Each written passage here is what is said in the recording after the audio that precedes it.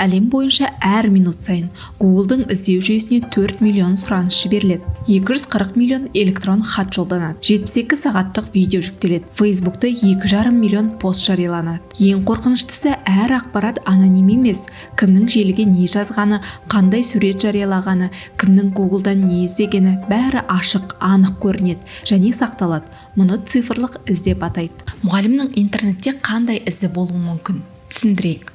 Цифрлық іздің актив және пассив түрі болады. Актив түріне желідегі жазбалар, пікір, петицияда берген дауысыңыз, мессенджердегі хабарламаларыңыз, лайк және тағы басқалары жатады. Мұның бәрінен адамның виртуал бейнесі қалыптасады. Пассив цифрлық ізге интернетке байқауста қалдырылған деректер жатады. Мысалы, гаджеттің IP мекен-жайы, немесе желіге кіру тарихы және тағы басқалары. Цифрлық іздің кейде пайдасы да болуы мүмкін.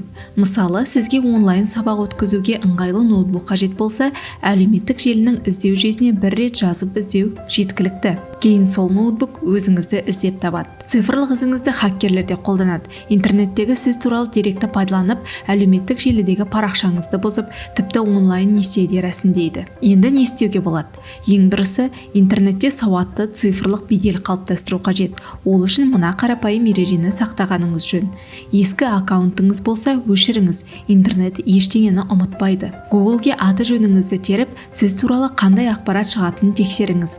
Оны жою мүмкін болмаса, жалған атау немесе шатастыратын мәлімет жазып кетіңіз. Егер сайтқа тіркелу үшін пошта мекен-жайын сұраса, негізгі имейліңізді жазбаңыз.